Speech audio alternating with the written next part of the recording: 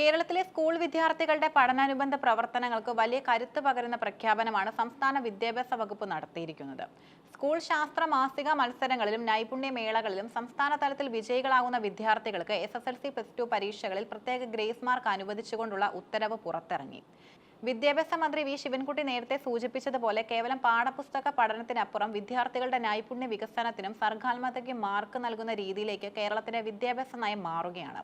മുൻപ് സ്കൂൾ ശാസ്ത്രോത്സവത്തിന്റെ ഭാഗമായി ഒരൊറ്റ കുടക്കീഴിലായിരുന്നു ശാസ്ത്ര മാസിക മത്സരങ്ങളും നൈപുണ്യ മേളകളും സംഘടിപ്പിച്ചിരുന്നത്. എന്നാൽ ഈ അധ്യയന വർഷം മുതൽ ഈ മത്സരങ്ങൾ പ്രത്യേകമായി സംഘടിപ്പിക്കാൻ തീരുമാനിച്ചതോടെയാണ് ഇവയിൽ പങ്കെടുത്ത് മികച്ച വിജയം നേടുന്നവർക്ക് പ്രത്യേകമായി ഗ്രേസ് മാർക്ക് നൽകാൻ സർക്കാർ തീരുമാനിച്ചത്. വിദ്യാർത്ഥികൾക്ക് അവരുടെ അഭിരുചിക്ക് അനുസരിച്ചുള്ള മേഖലകളിൽ കൂടുതൽ ശ്രദ്ധ കേന്ദ്രീകരിക്കാനും അതിലൂടെ ലഭിക്കുന്ന അംഗീകാരങ്ങൾ ഉപരിപഠനത്തിന് സഹായകരമാകാനും ഈ തീരുമാനം ഉപകരിക്കും. പുതിയ ഉത്തരവ് പ്രകാരം ശാസ്ത്രമാസിക മത്സരങ്ങളിലും നൈപുണ്യ മേളകളിലും ലഭിക്കുന്ന ഗ്രേഡിന്റെയും സ്ഥാനത്തിന്റെയും അടിസ്ഥാനത്തിലാണ് മാർക്ക് നിശ്ചയിച്ചിരിക്കുന്നത്. പ്രധാനമായും രണ്ട് രീതിയിലാണ് മാർക്ക് വിതരണം ചെയ്യുന്നത്. സംസ്ഥാനതല മത്സരങ്ങളിൽ മികച്ച പ്രകടനം കാഴ്ചവെച്ച ഗ്രേഡ് കരസ്ഥമാക്കുന്നവർക്ക് പല രീതിയിൽ മാർക്ക് ലഭിക്കും. A ഗ്രേഡ് പരീക്ഷാ ഫലത്തോടൊപ്പം 20 മാർക്ക് അധികമായി ചേർക്കും. B ഗ്രേഡ് 15 മാർക്ക് ഗ്രേസ് മാർക്കായി ലഭിക്കും. C ഗ്രേഡ് 10 മാർക്ക് അധികമായി അനുവദിക്കും. ഗ്രേഡിന് പകരം 1, 2, 3 സ്ഥാനങ്ങൾ നിശ്ചയിച്ച് നൽകുന്ന മത്സര ഇനങ്ങളിൽ വിജയിക്കുന്നവർക്ക് ഉയർന്ന മാർക്കാണ് നിശ്ചയിച്ചിട്ടുള്ളത്.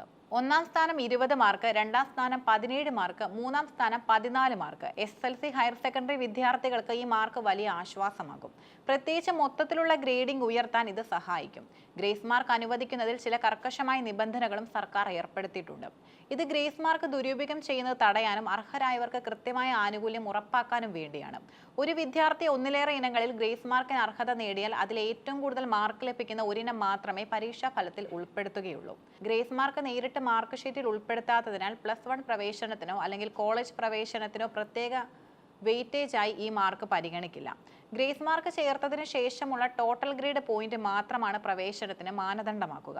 ശാസ്ത്രമാസിക, നൈപുണ്യമേള എന്നിവയ്ക്ക് പുറമെ കലോത്സവം, കായികോത്സവം തുടങ്ങിയ വിഭാഗങ്ങളിൽ നിലവിലുള്ള ഗ്രേസ് മാർക്ക് രീതികൾ മാറ്റമില്ലാതെ തുടരും.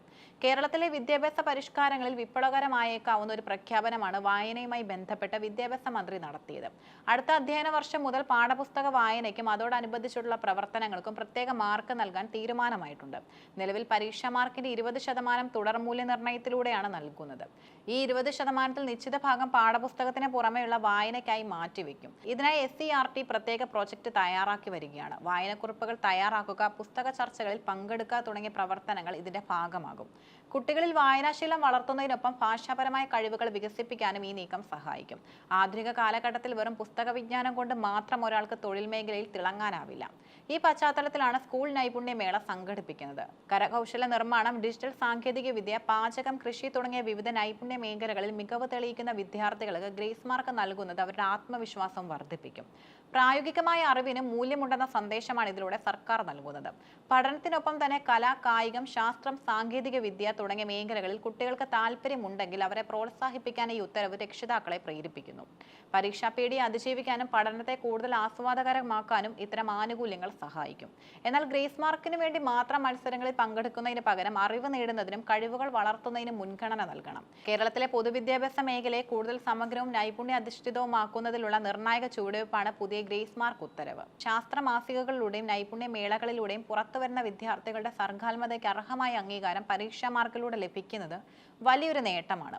അടുത്ത വർഷം മുതൽ വായനയ്ക്ക് മാർക്ക് ലഭിക്കുന്നതോടെ കേരളത്തിലെ സ്കൂൾ ക്ലാസ് റൂമുകൾ കൂടുതൽ സജീവമാകുമെന്നത് ഉറപ്പാണ്. പരീക്ഷാഫലം മാത്രമല്ല, കുട്ടിയുടെ വ്യക്തിത്വ വികസനമാണ് വിദ്യാഭ്യാസത്തിന്റെ ലക്ഷ്യമെന്ന് ഈ പരിഷ്കാരങ്ങൾ അടിവരയിടുന്നു.